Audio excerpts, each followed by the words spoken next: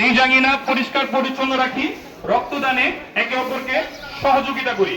আমরা আপনাদের নিকট একটা আন্তরিক অনুরোধ জানাই যে আমরা আসুন কিছু করি সংগঠন একটি স্বেচ্ছাসেবী সংগঠন, যেই সংগঠন হচ্ছে গিয়ে সমাজ সেবা অধিদপ্তর থেকে রেজিস্ট্রেশন করা একটি স্বেচ্ছাসেবী সংগঠন। আমরা বাহির থেকে কোনো অর্থায়ন পাই না, আমরা নিজেরাই নিজেদের অর্থ দিয়ে, বন্ধু বান্ধব, ফ্রেন্ড সার্কেল, বড় ভাই ছোট ভাই, আমরা নিজেদের অর্থ দিয়ে শুধুমাত্র এই সংগঠনটা পরিচালনা করি। সম্পূর্ণ নিজস্ব ব্যবস্থাপনায় একটি স্বেচ্ছাসেবী সংগঠন। আমরা আজকে আপনাদের এখানে এসেছি প্রতীকী একটা পরিষ্কার পরিচ্ছন্নতা কার্যক্রম নিয়ে। প্রতীকী আমরা কিন্তু সীমাবদ্ধতা আছে, আমরা বোঝানোর চেষ্টা করতেছি আসুন পরিষ্কার পরিচ্ছন্ন থাকি, আপনার নিজের এলাকা যাতে পরিষ্কার থাকে, পরিচ্ছন্ন থাকে, সেই একটা মেসেজ আপনাদেরকে দেওয়া। আমরা নিয়মিত পাবো না পরিষ্কার করতে, কিন্তু আমরা এটা মেসেজ দিচ্ছি। আমরা ডেঙ্গু সচেতনতা নিয়ে, ডেঙ্গু মৌসুম জানেন যে প্রত্যন্ত ভয়ঙ্কর একটা মৌসুম চলে আসছে, আবার ডেঙ্গু মৌসুম। এবং এই ডেঙ্গু মৌসুমে প্রচুর মানুষ আক্রান্ত হয়। কেন আক্রান্ত হয়? শুধুমাত্র জানালা দিয়ে ময়লা ফেলার কারণে। জানালা দিয়ে ময়লা ফেলার কারণে 70 থেকে 80% মানুষ ডেঙ্গুতে আক্রান্ত হয়। মারাত্মক বিষয়। সুতরাং এই বিষয়ে সতর্কতা অবলম্বন করুন যে কোনো ক্রমে যাতে জানালা দিয়ে আমরা বোতল, চিপসের প্যাকেট এগুলো না ফেলি। এইটা যদি আপনারা করেন, ওইখানে পানি জমবে, সেখান থেকে ডেঙ্গু মশা উৎপন্ন ঘটবে এবং আপনার সন্তানকেই আক্রান্ত করবে, আপনার মা বাবাকে আক্রান্ত করবে।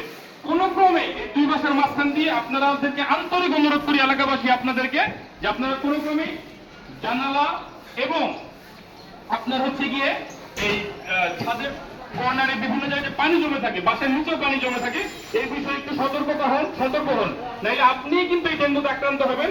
আমরা আন্তরিক অনুরোধ করি যে ডেঙ্গুর কোনো ট্রিটমেন্ট নাই, এই ডেঙ্গুতে যাতে কেউ আক্রান্ত না হয়। আপনার ছোট বাচ্চা আপনার মায়ের দিকে তাকিয়ে হলেও পরিষ্কার পরিচ্ছন্ন থাকুন। আপনারা দেখতেছেন যে কি পরিমাণ চমৎকার একটি প্রতীকী পরিচ্ছন্নতা কার্যক্রম চলতেছে।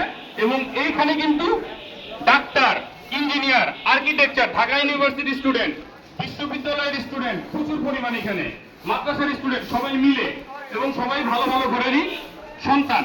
আমরা অনুরোধ করবো অত্র এলাকার মানুষগুলো আপনারা আমাদের সাথে যোগদান করবেন, এই আসুন কিছু করে সংগঠনের সাথে কাজ করবেন, এই ইয়াং জেনারেশনের সাথে কাজ করবেন।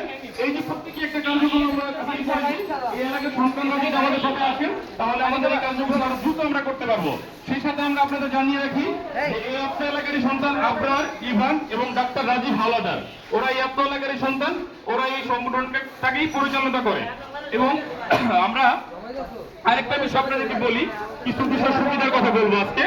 আমাদের এই আসন কিছু করে সংগঠনের মাধ্যমে আমরা কিছু কার্যক্রম পরিচালনা করি। সক্ষমতা প্রজেক্ট, এখানে যারা হাফিজি পড়তে চায়, যারা যে সমস্ত বাচ্চারা স্কুলে পড়ে কিন্তু সমস্যা আছে, এটা সম্পূর্ণ জাকাতের ফান্ডে আমরা করে থাকি।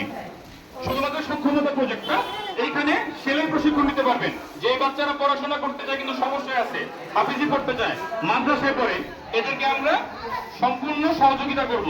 কেউ সেলাই প্রশিক্ষণ নিতে চায়, কম্পিউটার প্রশিক্ষণ নিতে চায়, একটা মানুষ রিক্সা বা ভ্যান ভাড়ায় চালায় কিন্তু মানুষটা ভালো, আপনি তাকে রিকমেন্ড করবেন, আপনাদের সাথে যোগাযোগ করবেন। ডাক্তার রাজীব আমাদের হয়তো চিনেন সবাই, ইভান আছে, এই গলির সন্তান, এই এলাকার সন্তান, ওদের সাথে যোগাযোগ করলে আমরা এই সহযোগিতাগুলো আপনাদেরকে করবো।